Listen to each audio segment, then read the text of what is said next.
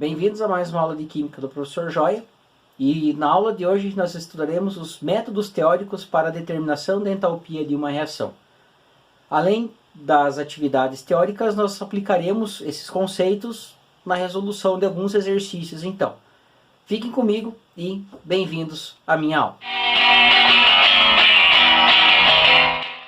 Bem-vindos a mais uma aula de Química. Então, hoje trabalharemos os métodos teóricos para determinar a variação da entalpia de uma reação. Eu vou apresentar para vocês três metodologias que podem ser utilizadas, tá? E na sequência eu trabalharei alguns exercícios, de aplicação dessas metodologias. Então, o primeiro método que nós vamos trabalhar é o método conhecido pela entalpia de formação. Então, quando eu falei para vocês dos casos especiais de entalpia, eu disse que a entalpia de formação de uma reação ela é dada, a partir da formação de um mol de substância a partir de substâncias simples no seu estado padrão. Então, aquele valor de entalpia que a gente trabalhou pode ser aplicado agora para a gente determinar a entalpia de um processo químico qualquer. O nosso exemplo, então, de entalpia de formação, para que vocês fixem essa ideia, é a equação de queima da molécula de glicose. Então, C6H12O6 sólido reagindo com 6O2 gasoso forma como produto 6CO2 gasoso mais 6H2O líquido. E as informações que eu tenho são as seguintes: a entalpia padrão de formação, então, para a glicose é de menos 1268 kJ por mol. A entalpia padrão de formação para o CO2 é de menos 393,51 kJ por mol. E entalpia padrão de formação para H2O, menos 285,83 kJ por mol. Então, a partir dessas informações, eu consigo calcular o valor da entalpia para o meu processo. Para que eu possa calcular, eu tenho que lembrar o seguinte: lembra daquela fórmula? ΔH é igual o H dos produtos menos o H dos reagentes. Eu vou pegar essa fórmula e vou transformar ela numa equação um pouco mais completa. Então, o ΔH ele é dado pela somatória da entalpia dos produtos, tá? Menos a somatória da entalpia dos reagentes. Como eu estou trabalhando com valores de ΔH, então ΔH é igual a somatória dos ΔH padrão de formação dos produtos menos a somatória dos ΔH padrão de formação para os reagentes. Observem que esta fórmula e esta fórmula dizem exatamente a mesma coisa, só que na terceira fórmula eu tenho uma explicação um pouco mais completa a respeito da nossa situação. Então, a primeira coisa que eu vou fazer, ΔH vai ser igual. Quem são os meus produtos? Os meus produtos são CO2 e H2O. Então, eu vou reescrever o quê? ΔH padrão de formação para o CO2 mais o ΔH padrão de formação para o H2O. Então, estes são os meus produtos, menos os meus reagentes. Quem que são meus reagentes? ΔH padrão de formação para a glicose, C6H12O6, mais o ΔH padrão de formação para o O2. Então, estes são os nossos compostos a serem estudados. Agora nós vamos colocar os valores, pessoal. E aqui é onde a maioria do pessoal se embanana na nossa questão. Vamos lá. O ΔH ele vai ser igual ΔH padrão de formação do CO2 menos 393,51 kJ por mol. Se eu for na minha equação química, eu vou ver que eu estou utilizando 6 mols de CO2. Então vai ser 6 que multiplica menos 393,51 mais ΔH padrão de formação da água menos 285,83 kJ por mol. Como eu tenho 6 mols participando da reação, vai ser 6 que multiplica menos 285,83 kJ, menos ΔH padrão de formação para a glicose. Então vejam, o ΔH padrão de formação da glicose é de menos 1.268 kJ por mol. Como eu tenho apenas 1 mol, eu vou colocar aqui, né, a título de explicação, então seria 1 vezes menos 1.268, mais o oxigênio, tá? O O2 gasoso é uma substância pura no seu estado padrão. Então, qual é o valor da entalpia de uma substância pura no seu estado padrão?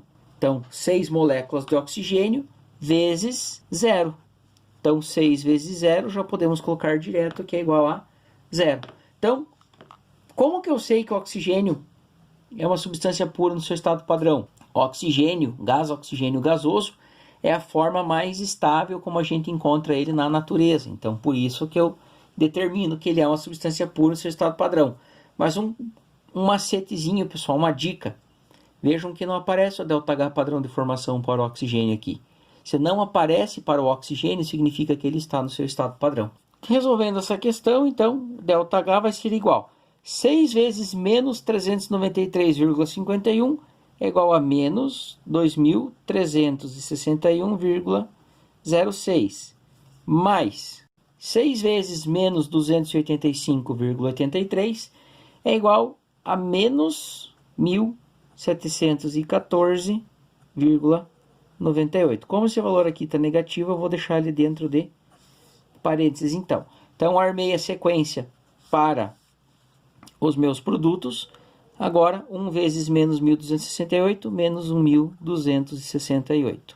Mais 6 vezes 0, que é 0, 1.268. Vamos agora para a conclusão da nossa operação. Menos 2.361,06 mais menos 1.714,98, tudo isso é igual a menos 4.076,04. Menos com menos dá mais. Menos vezes menos é mais. Então, menos vezes menos 1.268 é mais 1.268. Então, como ficaria o ΔH para essa nossa questão? Menos 4.076,04 mais 1.268. Logo, o ΔH da reação de combustão da glicose é igual a menos 2.808,04 kJ. A nossa reação, que nós acabamos de calcular, como ele tem um ΔH negativo, é uma reação exotérmica. Ou seja, ela libera 2.808,04 kJ, né, de energia dentro do processo. Ok? Então vejam, entalpias de formação. Os valores de entalpia para a maioria dos compostos ele é dado em tabelas. Então eu posso consultar essas tabelas e a partir daí usar eles para determinar a entalpia de reação para qualquer reação química então. O segundo método teórico que nós vamos estudar é chamado de lei de Hess. A lei de Hess ela foi postulada em 1840 por um físico-químico chamado Germain-Henri Hess, suíço, e por conta das contribuições que ele deu, né, dentro do cálculo de energia dentro de um processo, ele foi considerado um dos pioneiros, né, da físico-química como a gente conhece atualmente. Bom, a lei de Hess é uma ferramenta que é bastante simples da gente trabalhar. Então, qual é o enunciado que a lei de Hess nos diz? Então, ela diz o seguinte: a variação de entalpia de uma reação química depende apenas do estado inicial dos reagentes e final dos produtos. Então, este é o enunciado da lei de Hess. Então, se uma reação ela tem múltiplas etapas, eu não preciso conhecer a variação de entalpia de cada etapa. Basta que eu conheça o estado inicial e final do meu processo. Então, o primeiro processo que eu vou explicar para vocês sobre a lei de Hess é a reação de formação do monóxido de carbono a partir da combustão incompleta, né, do carbono grafite. Eu quero saber o ΔH dessa reação, eu não sei. Mas, para eu poder resolver isso aqui, eu preciso de algumas informações, então. Primeira informação que eu tenho: a oxidação do carbono grafite por gás oxigênio forma CO2, dióxido de carbono gasoso, e a reação ela tem um ΔH de menos 393,51 kJ. E a segunda informação que eu tenho é que o monóxido de carbono, quando ele reage com meio mol de gás oxigênio, ele também forma dióxido de carbono, e o ΔH desse processo é de menos 282,98 kJ. Bom, aqui nós temos alguns fatores que nós precisamos observar. Primeiro de tudo, olhem esta equação aqui. Esta equação que eu estou representando aqui para vocês, ela é chamada, de equação problema. É ela que nos diz os caminhos que eu preciso tomar para que eu possa resolver por lei de Hess. Tenho as informações complementares, equação 1 e 2, e a partir dessas equações eu vou chegar nessa equação aqui. Então vejam o seguinte, como que eu resolvo isso? Primeiro de tudo, eu vou reescrever a equação 1 e 2 de maneira que eu coloque carbono grafite como reagente e monóxido de carbono CO como produto então. Vamos lá. Então a equação 1, carbono grafite é reagente na equação 1, assim como o carbono grafite é reagente na equação problema. Então eu vou pegar simplesmente e vou reescrever essa equação. Observaram? Como o carbono grafite aqui ele é reagente, aqui ele fica como reagente também. Agora vamos para a equação 2, ajustar a equação 2. Observem que na minha equação problema o CO ele é produto e na equação 2 o CO ele é reagente. Então, como que eu faço para o reagente virar produto? Eu inverto a minha reação. Então eu vou começar escrevendo ela ao contrário. Então vai ficar CO2 gasoso, ele forma CO gasoso mais meia molécula de O2 gasoso. Vejam, eu inverti a minha equação. Se eu estou escrevendo ela ao contrário, significa que o valor do ΔH vai ficar ao contrário. Então, menos 282,98 passa a ser mais 282,98 kJ. Ok. O que eu preciso fazer agora para poder resolver essa equação? Eu preciso retirar daqui tudo aquilo que não é utilizado, ou seja, tudo aquilo que está se repetindo, nas nossas equações. Para vocês entenderem. Observe que o carbono grafite ele aparece apenas no reagente da equação 1. Então eu vou escrever o carbono grafite novamente, ele só se repete só aparece no reagente. Vejam que eu tenho 1 mol de O2 no reagente da equação 1 e meio mol de O2 no produto da equação 2. Então, 1 menos meio dá igual a meio mol de O2 no reagente. Por que deu meio mol no reagente? Porque a quantidade que eu tenho de oxigênio é maior no reagente do que no produto. Se fosse o contrário, esse O2 estaria no produto, tá? Mas como aqui eu tenho 1 mol e aqui eu tenho meio, 1 menos meio dá meio. Vejam que eu tenho 1 mol de CO2 no produto da equação 1 e 1 mol de CO2 no reagente da equação 2. Então, 1 menos 1 dá 0. Então, eu posso eliminar o CO2 do meu processo. Aqui eu eliminei o O2, sobrou só meio O2. O que ainda não foi considerado dentro desse processo? Foi considerado o CO, que é produto na equação 2. Então, vejam, carbono grafite, meio O2, CO, CO. Então, eu cheguei, eu obtive a prova real, eu cheguei na primeira equação. Então, o meu processo está certo. Quando isso aqui acontece, eu faço uma simples soma de fatores para chegar no meu resultado. Por simples somatória, agora dos ΔHs, eu vou ter menos 393, menos 50,51, menos 393,51, mais 282,98. Isso aqui dá um total de menos 110,53 kJ. Então vejam, a reação de formação do monóxido de carbono a partir do carbono grafite, ele libera 110,53 kJ de energia, então. Para ficar mais fácil de entender esse processo, vamos fazer uma análise do gráfico aqui, então. Vejam, carbono grafite mais oxigênio, ele forma gás carbônico. Então, eu posso dizer que este processo que vai do carbono grafite até o CO2, né, ele tem um ΔH de menos 393,51 kJ. Então, ΔH do meu processo. Mas, se eu pegar carbono CO mais meio oxigênio, eu também produzo, né, CO2. Então, um ΔH de menos 282,98 kJ. 298, né, menos 298 para menos 393, eu tenho um déficit aqui. Então, vejam, eu tenho um déficit aqui de menos 110,53 kJ. Então, vejam, o cálculo que eu fiz aqui por lei de Hess, eu posso demonstrar neste processo aqui.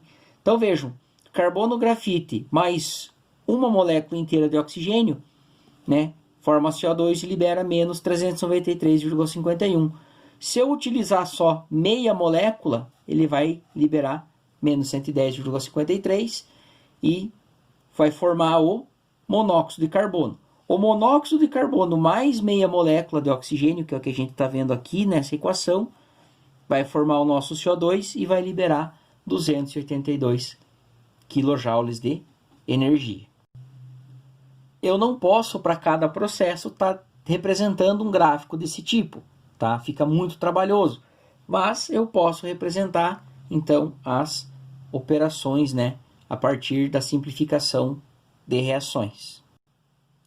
E o terceiro método teórico, ele leva em consideração, então, a energia das ligações químicas em compostos covalentes, tá? Então, quando tiver um composto formado por ligação covalente, eu consigo utilizar esse processo das energias de ligação. Bom, a gente tem que entender o seguinte, tá? Toda reação química, ela é formada, então, novamente, por reagentes que vão formar os nossos produtos. Reagentes e produtos. Aqui está o entendimento do negócio. Sempre que eu tiver um reagente que tenha que se transformar em produto, as ligações, elas são quebradas. Então, aqui eu tenho quebra de ligações no reagente. E sempre que eu for formar produto, eu tenho formação de ligações novas. Então, a formação ela acontece nos produtos. Para que uma ligação ela seja quebrada, eu preciso receber energia. Então, o meu processo de quebra de reações é um processo endotérmico. Enquanto que a formação de novas ligações, ela libera energia. Então, é um processo exotérmico. Só para a gente entender isso daí. Vamos trabalhar aqui uma situação para a gente poder entender como que isso funciona. O nosso exemplo, então, pessoal, tá? Reação de formação da água, tá? Gasosa. Então, gás hidrogênio reage com meio mol de gás oxigênio, formando um mol de água no estado gasoso. As informações que eu tenho são as seguintes. As ligações simples entre átomos de hidrogênio, elas têm uma energia armazenada de 436 kJ por mol. A ligação dupla entre dois átomos de oxigênio, ela tem uma energia armazenada de 496 kJ por mol. E a ligação simples entre oxigênio e hidrogênio tem uma energia de 463 kJ por mol. Então, eu vou representar os nossos elementos de acordo com os tipos de ligação. Então, por exemplo, o H2 ele é formado pela ligação simples entre dois átomos de hidrogênio. O O2 ele é formado por uma ligação dupla entre dois átomos de oxigênio. E o H2O ele é formado por uma ligação simples entre hidrogênio e oxigênio e uma segunda ligação simples entre oxigênio e hidrogênio. Aqui, pessoal, eu não levo em consideração a geometria da molécula. Então, eu posso representar dessa maneira sem me preocupar. Então, vejam o seguinte. Aqui eu tenho duas ligações. Então, eu tenho 463 kJ aqui e mais 463 kJ aqui. Então, uma molécula de água, ela apresenta para nós um total de 926 kJ armazenado nas suas ligações. Ok? Então, isso aqui é uma informação importante. Eu tenho que considerar esta ligação e esta ligação aqui. Vamos resolver a nossa equação, então. 1 mol de moléculas de H2. Então, H2 são 2 átomos de hidrogênio, então 436 kJ de energia. Mais, eu tenho meio mol de moléculas de O2, e cada molécula, 2 átomos de oxigênio, tem 496. Então, é meio vezes 496. Isso vai formar 1 mol de moléculas de água. Então, uma molécula de água tem 926 kJ de energia. Então, como que vai ficar a resolução dessa situação? 436 mais meio de 496 me dá um total de 684 kJ, enquanto que o produto tem 926 kJ, tá? Então, 684, 926. Observem aqui o seguinte, pessoal. Os valores das energias são todos positivos, tá? Porque ela não é um processo, é energia armazenada. Então, ela não pode ser um processo negativo, tá? Mas vejam o seguinte. 684 é menor do que 926. Estão vendo? 684 é menor do que 926. Então, 926 menos 684, eu vou ter um saldo de energia igual a 242 kJ. Vejam, o produto tem 242 kJ a mais do que o reagente, estão vendo? Isso significa que a minha reação química ela é exotérmica. Eu tenho mais energia no produto. Logo, o ΔH da minha reação é de menos 242 kJ, então. Tá? É assim que eu resolvo a questão do ΔH envolvendo energia das ligações químicas, então. A parte teórica, do nosso conteúdo, ela se encerra por aqui. Eu vou postar a resolução de alguns exercícios para que vocês possam então estar compreendendo como eu realizo essas atividades, tá? Vou deixar um cardzinho ali, um linkzinho para vocês acessarem a nossa primeira aula, sobre os métodos teóricos, para que vocês possam lembrar, e as aulas do meu amigo professor Marlon de matemática, caso precisem de ajuda. Pessoal, não deixe de curtir e compartilhar, e nos vemos na nossa próxima aula, então.